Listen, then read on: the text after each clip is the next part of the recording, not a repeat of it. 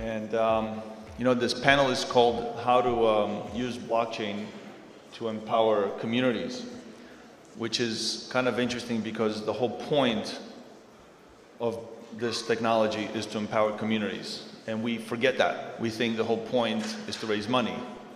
So how many of you are raising an ICO right now, raising money through an ICO? One? That's it? Everybody else is here for coffee and education?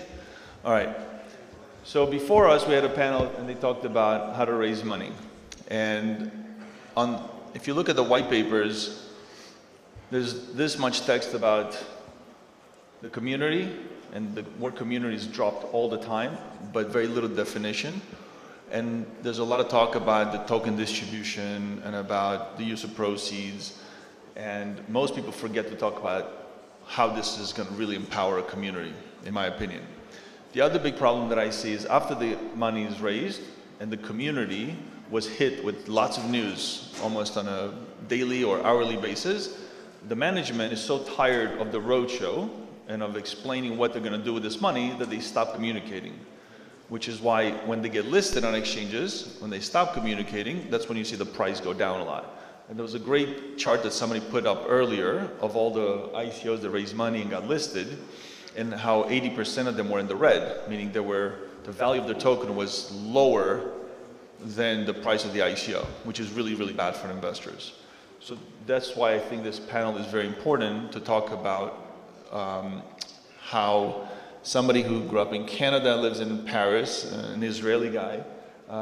We have Bo here from China, and we have Mate from Hungary. We have people from all over the world who have advised, invested, and started their own companies or were founders, co-founders of ICOs, or companies that are raising money through ICOs, and how important it was to talk about and then actually implement that money to empower the community, because otherwise it's just a lot of hot smoke, and that's how investors then run away.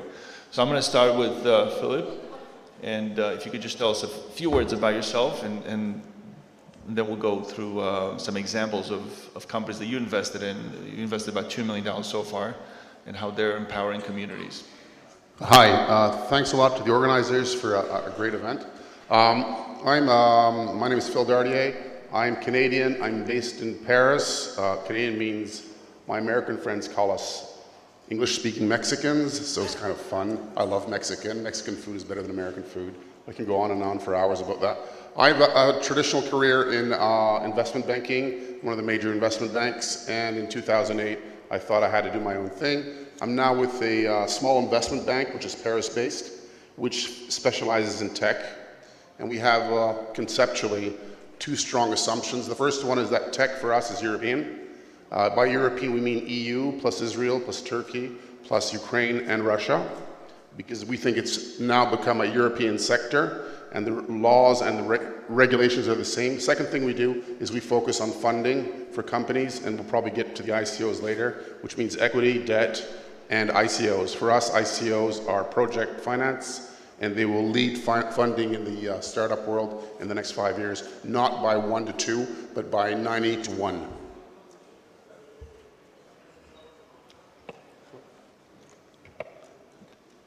I'm sure most of you heard so much Hebrew being spoken in this hotel, right? So we have a representative here from the Israeli community.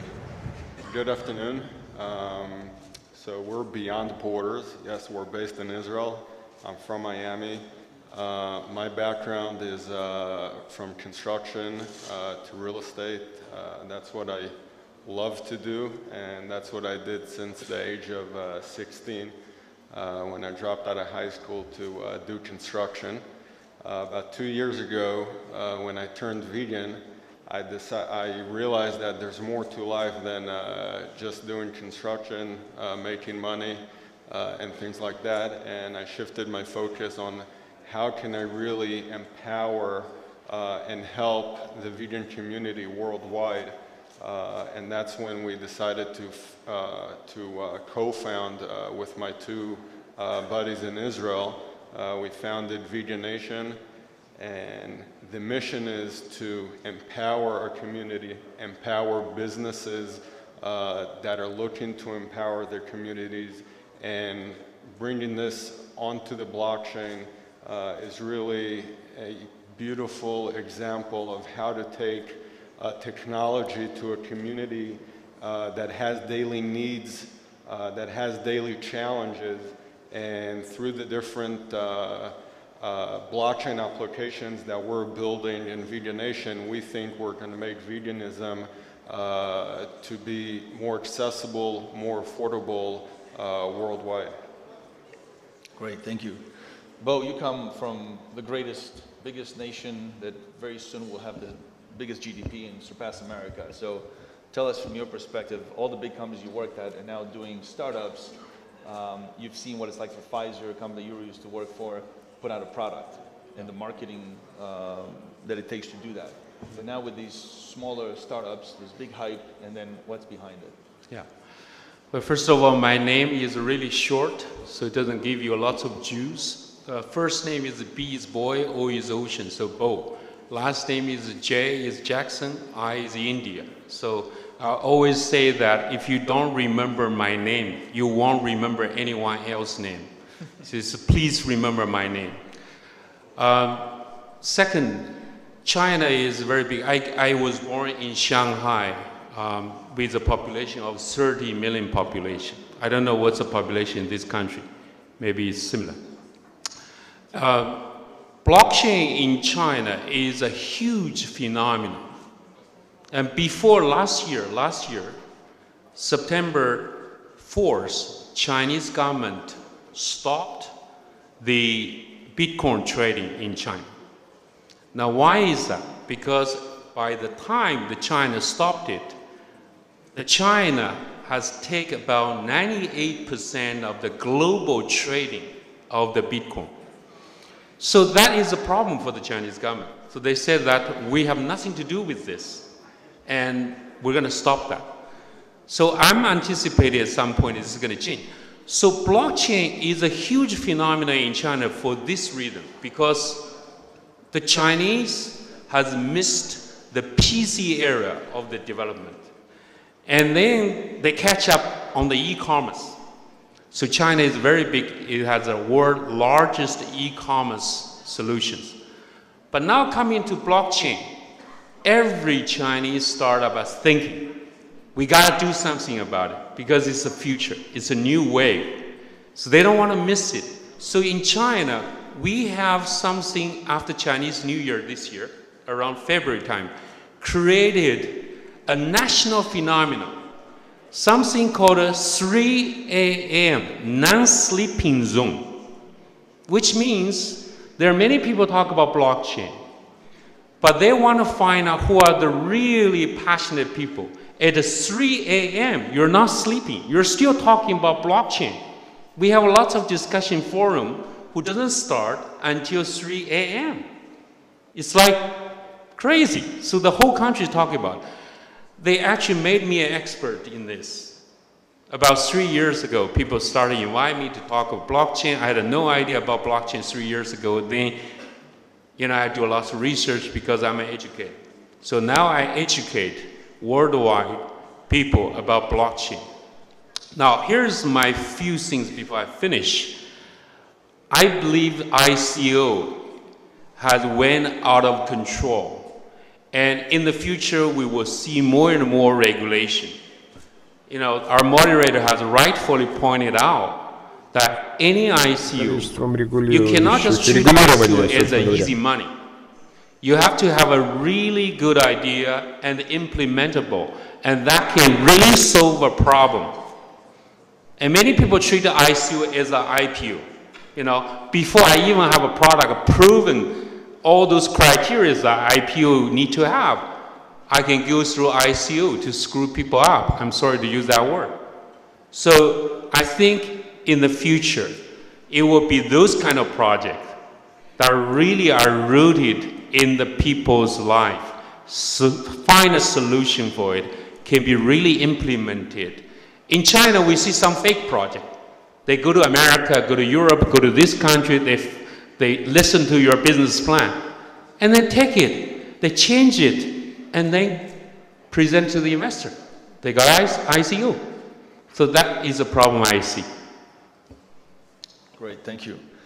Matej, you're both advising and investing in ICOs, and you get to see a lot from Eastern Europe and other parts of the world. So tell us a little bit about how you see this playing out. Yeah, so thanks for having me here. I'm coming from Smartologic Technologies, which is a Hungarian-based, Israeli-Hungarian company. We are advising startups, blockchain startups, of course, and we are providing services for them and also invest for the most promising ones. So it's a very new situation for me from Hungary because I spent 5 years in startup marketing and business development, worked with international companies, but I always experienced that Hungary is not the middle of the whole world, even if we think sometimes. So then I just came to this decentralized world, and now I see that even if it's not truly decentralized, now we Eastern Europeans, Central Eastern Europeans can build networks, can build valid businesses, and have attention from the world. And that's a very new opportunity for all of us here, because as far as I see, most of us are from Eastern Europe and Central Eastern Europe. So I think when you are listening to this panel discussion, you should also consider that the world is not just about the EU anymore, or America anymore, or about China anymore, but with an ICO you can gain attention, you can gain traction or with a good product and with a good community, because I think that's one of the main focus of our panel today. Great, thank you. So 22 years ago, when I was in college, I started using Hotmail. It was a big deal. Microsoft bought it for $400 million after only 13 months in business. And all that it did is it allowed me to not go to my director of IT office in my university and say, change my password because I forgot it. It allowed me to change my own password, right? And a bunch of other web-based features. So if you told me 22 years ago that today I would buy a flight ticket through Expedia, and it would go straight into my calendar, and then I would get an email with the invoice, and then I would get a reminder as a pop-up, and all these other features that today became the integrated solutions, I would have never dreamt of that. I would have never even conceived how to make money with that as an investor or as an entrepreneur. So today we're looking at companies like 10X, okay? We invested in 10X from TAS, and it was a very simple video. It was a guy with his girlfriend who basically she was chasing him, and it was a $2 video, and that's how he explained the product. I go to the coffee shop, I choose, from my mobile app, one of my cryptocurrencies, I use it, they give me the cup and I go home, right? So that's an infrastructure play. What are the best examples that you have seen in the companies that you invested in or advising that are today providing that infrastructure so that way they empower the community, whatever the community may mean? Okay, the question is a bit broad. Blockchain as a technology is more of a protocol, so it's an underlying feature. So I'll be specific. Right now we're working on 2 ICOs. One is a crypto exchange and one is a called blockchain.io, and the other one is it's not an ICO, it's a token. Monaco is issuing a token for its community, so it's a broader community, it's not necessarily a local community. And what they're trying to focus is on the definition of the token, and I'm not sure they're going to do an ICO. It might be airdrops, it might be the possibility to have an ongoing purchase of the token.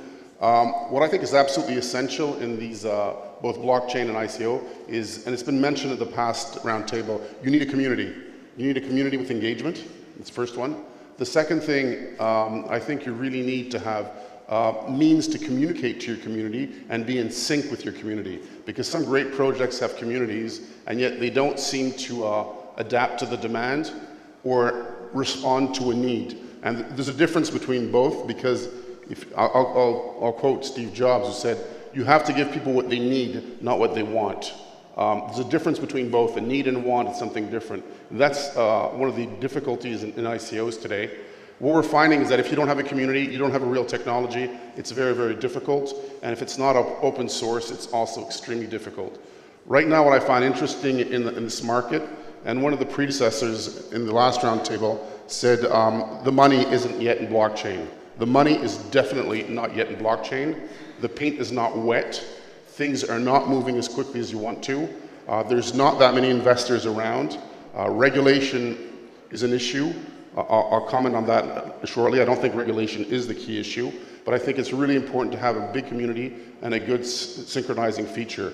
One thing today which I think is really damaging crypto is not regulation, because there'll be one country in the world where you can do something. It's more the custody of the assets. Who holds the wallets and the assets, and they're secure. That's essential. And it's contradictory with the concept of blockchain, which is anonymity. But somewhere along the line, we'll have to find something along those lines. Whether you talk about Switzerland, Gibraltar, any country in the world, it doesn't really matter as long as you have a decentralized custody of the assets. Is your exchange decentralized or centralized? It's a decentralized exchange. They do all the tech stuff. What I think is wonderful with ICOs, and it's been touched upon just a second ago, is that it's two things for me. It's a global IPO, and it's a global marketing for a product. So no matter how smart you are, and I'm working with French people are, like everywhere, pretty smart, but translating the concept, which is French, into a globally accepted concept is difficult. But every nationality has that problem. So making it a global product is essential. And I think when you do an ICO, it was mentioned it costs more and more money, but you have to be globally accepted in a global community. And that's one of the most powerful things that's underlying everything in terms of ethos and people. And you know, you have people from everywhere here, you have great ideas from everywhere, and there's an element of trust. I think one of the strongest things in globalization will be blockchain. Great. So the community that you're targeting, how many vegans are there in this world? So I try to be vegetarian or vegan for one day, and I forgot by the time I woke up the next day and I ate some salami, and that was the end of it. So how big is the community? So right now the community is about 300 million people worldwide, and it covers countries that you would never imagine. There's about 15 million in Brazil. They say about 50 million in China. The Chinese government has announced that their next decade, their plan is to reduce meat consumption by 50%. Because they won't be able to feed the amount of people they will have with the amount of meat and dairy they consume now. And then for sure in the United States and Western Europe, it's growing by 100% a year. So it's a huge global market. So people think that it's a niche market. It's true that it's niche, but it's growing by 100% a year. It's growing by 100% a year, and it's globally. And the numbers are staggering. And like you said, the number one challenge of being vegan is sustainability of being vegan. It's hard to find the product. It's hard to stick to it. It's hard to find your support system around it. And that's what we're here to do. Our mission is to make it easier, sustainable, and accessible, and especially affordable, because for a lot of the young people, they say about 50% of the vegans are between 16 to 34. That's the age that is concerned about the pricing of their food and their products. And right now, vegan food is more expensive, and that's one of the reasons why it's hard to keep at it. And one of the things we're doing is by bringing everyone together to work as a community, we're going to make it also more affordable, and that way we believe it will be more sustainable for the long run. So half of your white paper is about how this helps the community, basically. I would say more than half of the white paper is about the community, the power of the community, and the benefits of the community working together. Because at the end of the day, all these ICOs, some of them are amazing ideas. And I'm not here to knock anyone. They're amazing ideas one by one. But one of the most important things about blockchain and the currency in general is what is the community behind it? Who's going to be using it on a daily basis? And by bringing this community of vegans together, they're the most active community, they're the most activist, and they really want to make a major change in the world. And we're bringing everyone around through blockchain and the cryptocurrency. Great, thank you. Bo, you're a motivational, inspirational TEDx speaker, so you give speeches with really nice slides. So I know it's hard for you to just talk without your slides here, but you know, you're Mr. China, at least on this panel, to this group of people. We all know it's important to translate your materials in Korean, Arabic, and Russian, and many other of the major languages, but in terms of reaching the core Chinese person who may have an understanding of how this benefits his community or her community in China, and the white paper doesn't talk about it, just talks on a global basis. Do you see that it's very, very important to not just translate, but to localize that information to that culture? So that when they invest, they actually know what they're investing in? Absolutely. It's not just about the language. Actually, language is not the most important thing. Most of the Chinese, particularly working in blockchain industry, they speak English.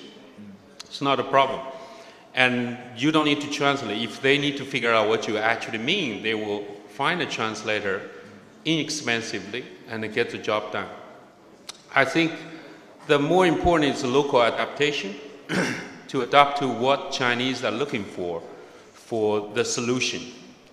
You know, for instance, I must say right now, blockchain as a technology overall, still in the early stage.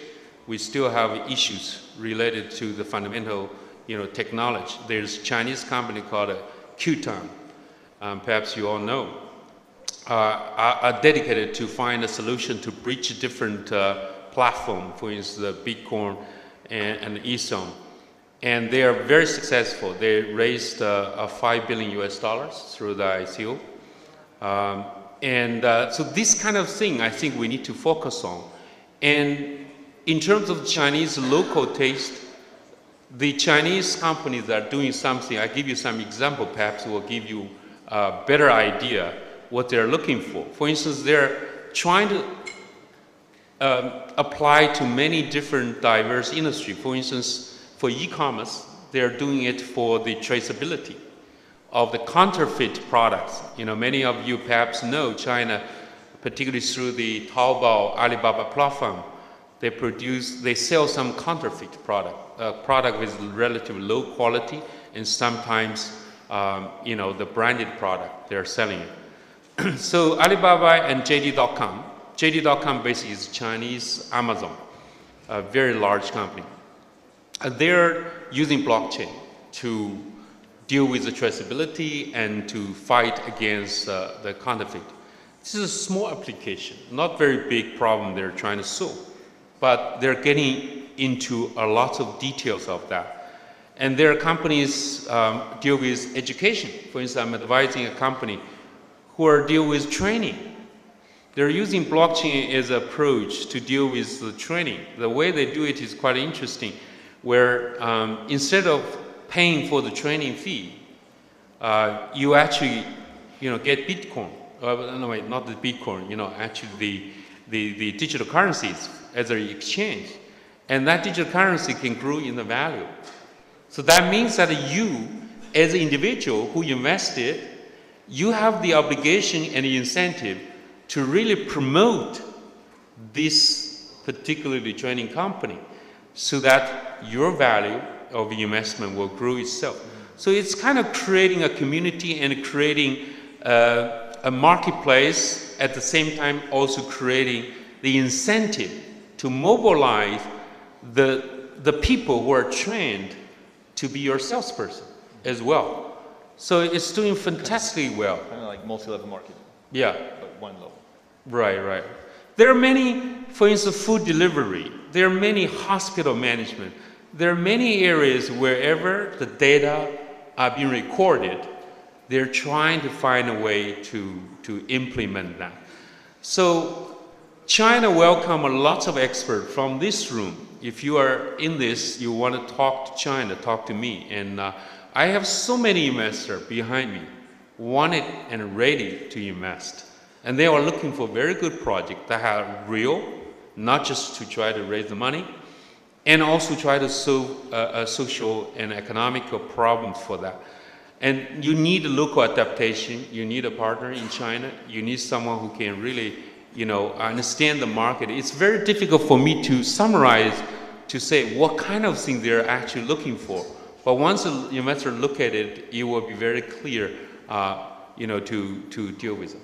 So 3 weeks ago, I was having a conference in Tokyo, and the day before my conference started, there was big news all over Cointelegraph that a Chinese conference organizer was shut down. And that was the main title. So I was now scared to go to Tokyo, thinking maybe they will shut me down and put me in jail for a day.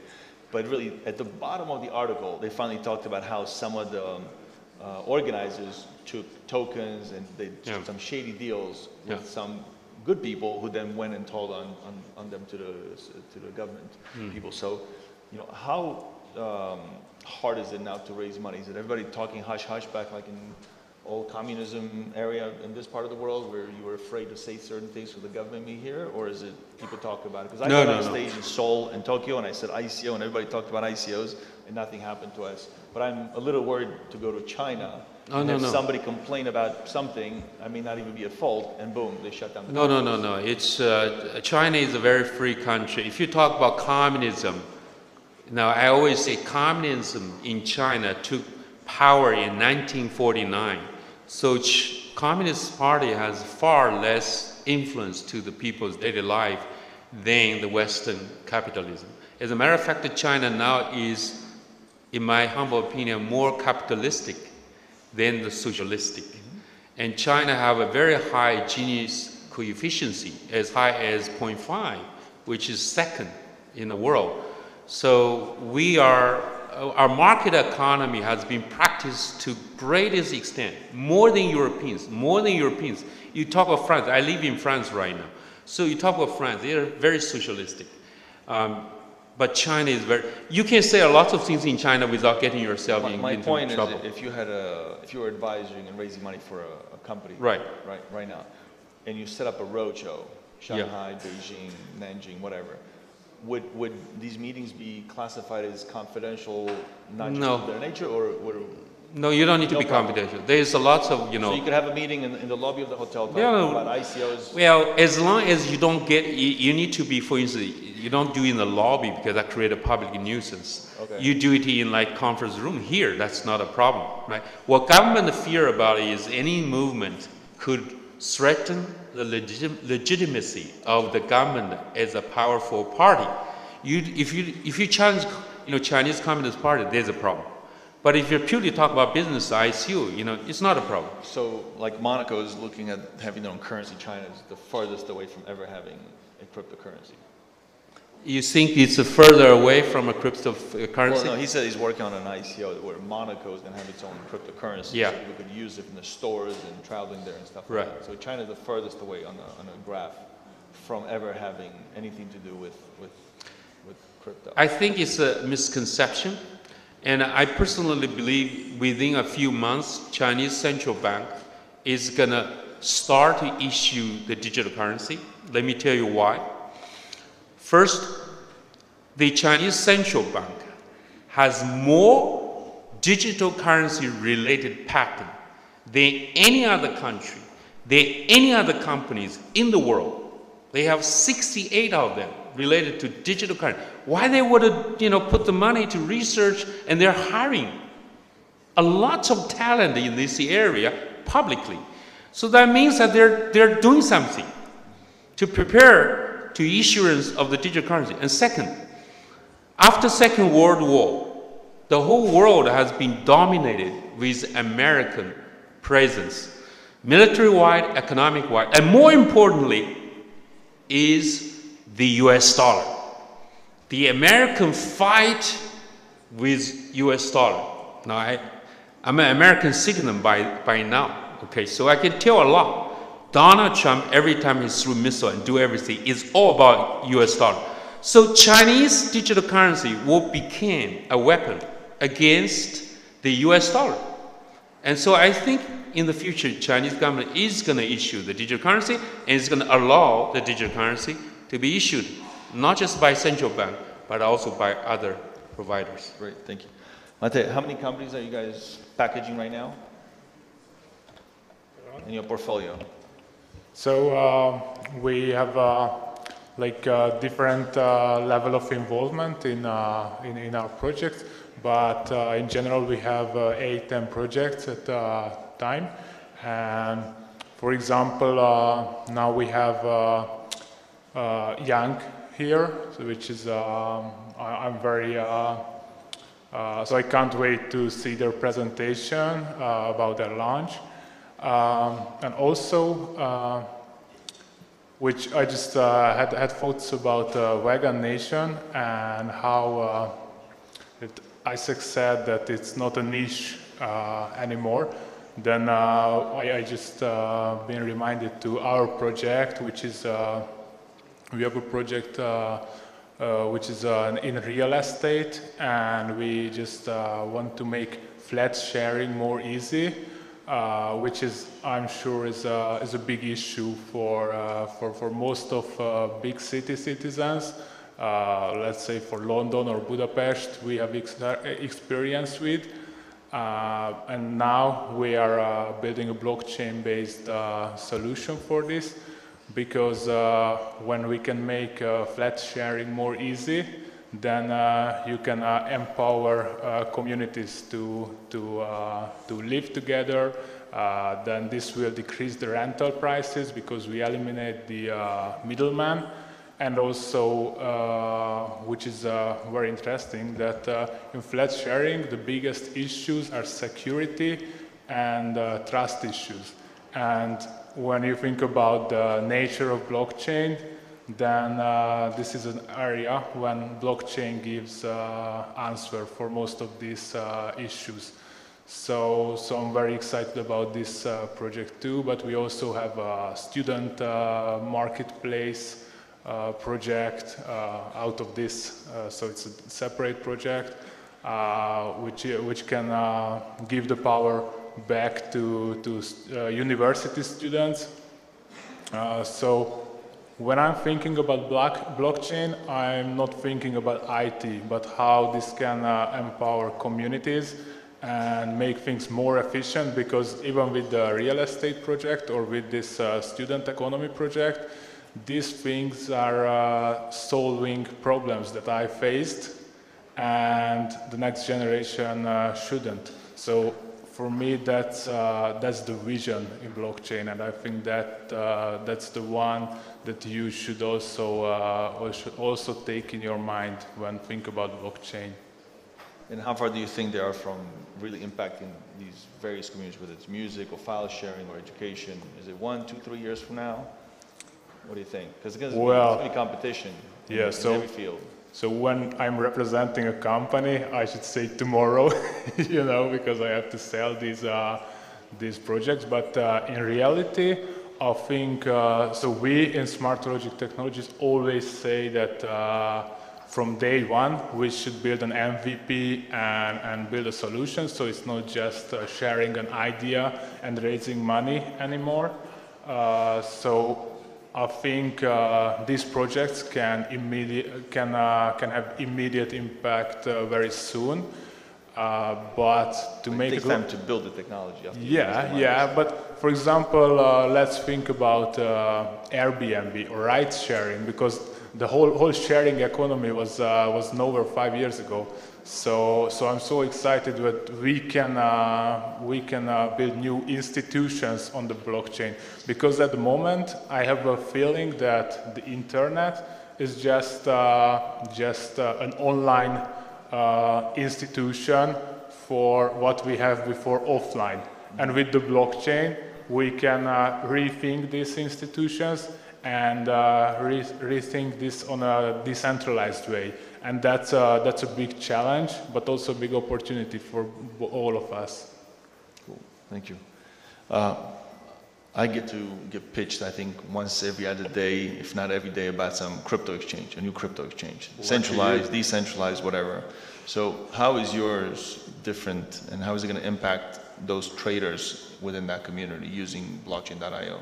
Well, I think, first of all, blockchain.io is a project I advise. I think the point isn't for me to pitch just the company, but the thing is, today in a decentralized world, when you invest in tokens, you're investing in a new coin, a token or a coin.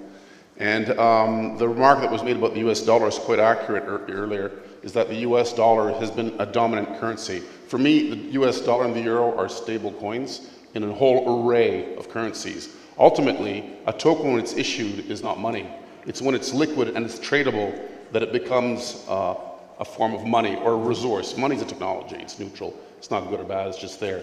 And the expression of money has gone away from currency to cryptocurrency and tokens. So why am I saying this? I think you need many different exchanges. You need decentralized exchange. You need hundreds of exchanges to make sure there is liquidity and you don't have a monopoly situation, which you have traditionally on some of the traditional exchanges for securities.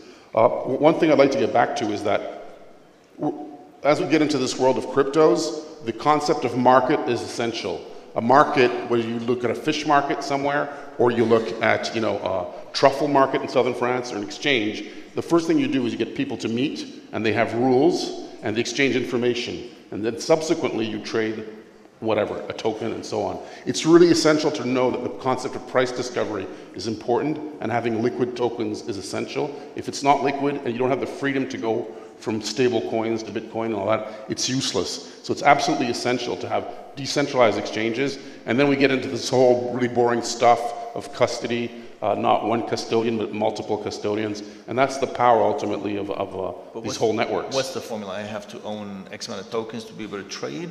Or my It's, volume depends on how many tokens I have? Or? This morning somebody was telling me, in the US, as much, I'm Canadian, so we know Americans very well. I really adore that country. It's a very democratic country with a strong legal system.